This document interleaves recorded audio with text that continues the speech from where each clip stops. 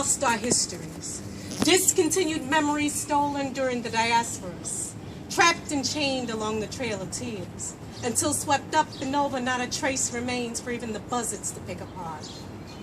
Lost voices are quiet voices. Voices trapped within the confines of betrayal and denial, whipped into silent submission, afraid to step up or speak out against the atrocities, the lack of humanity that we as human beings continue to put one another through. We are the reviled children of a darker mother, seeds of misdeeds performed by a father who has picked up his tools and turned tail to run. Only there's no place to run to. This is it.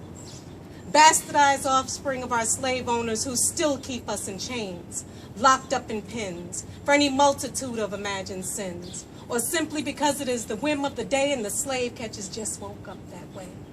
Steeped in hatred and violent tendencies, they say inbreeding can be a bitch, and I guess it's true. Just look at the evidence that walks among you. Take note of the deep-rooted fuckery. Deeds done in the dark, kissing the light of day, but shh. If we ignore it, maybe it'll go away. And we can begin to wipe away the stench of evil that permeates the very air that we breathe. Please. Like that's ever going to happen. Because lost voices are slain voices.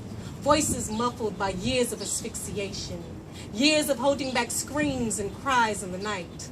Watching as crosses were burned, bodies were tortured, and innocent folks were hung from trees.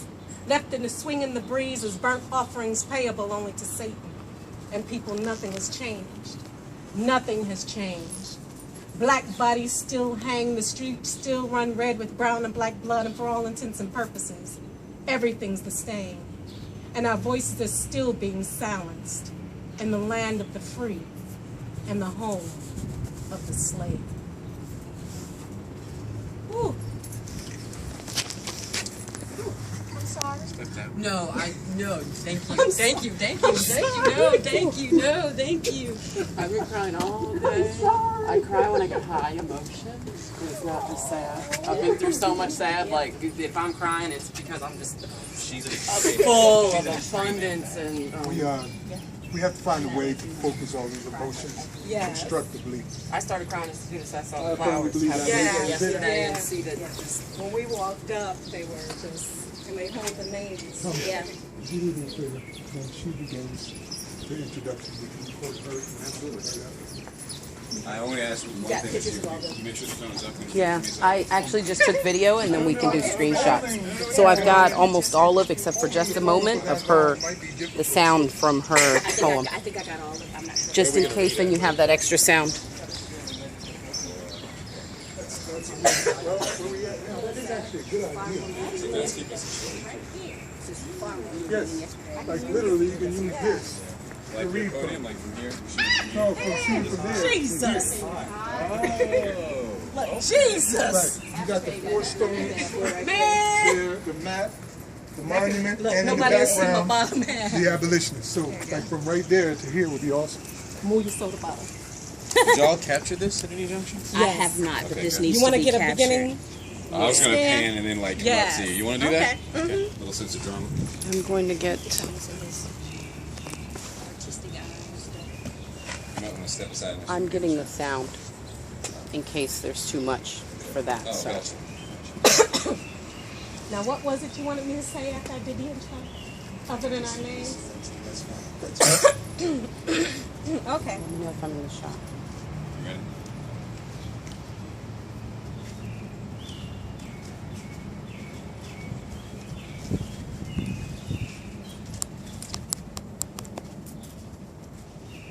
History is a weapon. I denounce the so-called emancipation as a stupendous fraud by Frederick Douglass. In 1888, Douglass visited South Carolina and Georgia and realized how little he had known about the true conditions of his people in the South. On April 10th, soon after his return, he wrote to one of the leaders of the movement for encouraging the immigrants for Southern Negroes to the Northwest. I had hoped that the relation subsisting between the former slaves and the old master class would gradually improve.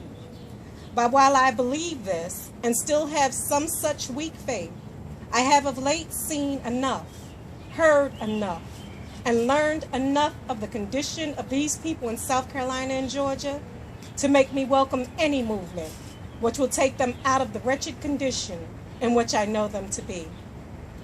While I shall continue to labor for increased justice to those who stay in the South, I give you my hearty Godspeed in your immigration scheme. I believe you are doing good work. A few days later, he spoke in Washington at the celebration of the 26th anniversary of emancipation in the District of Columbia.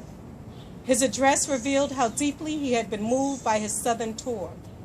His voice quivered with rage as he described how the Negro was normally free, but actually a slave.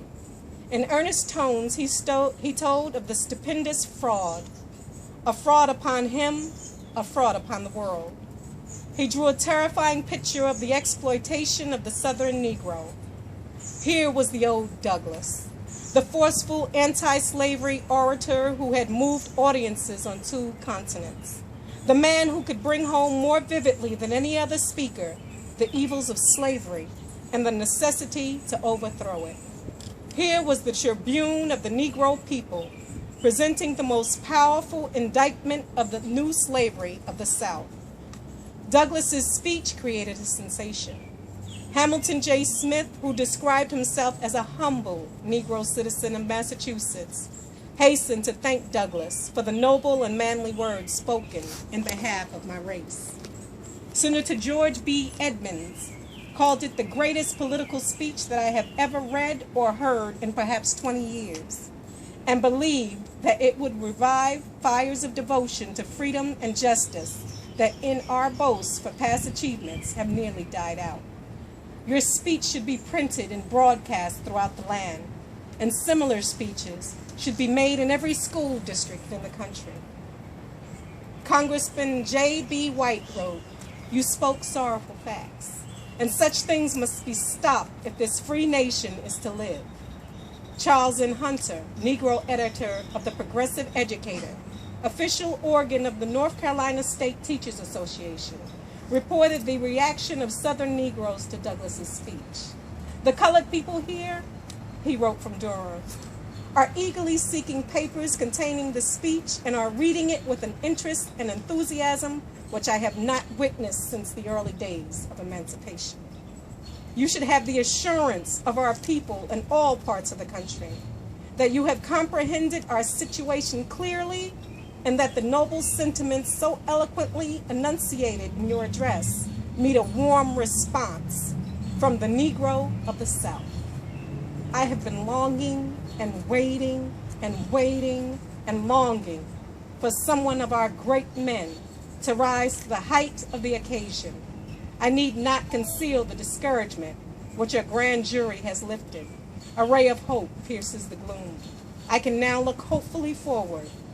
And is there not inspiration for all of us when Douglass buckles on his armor and his gleaming scimitar glistens in the glare of battle?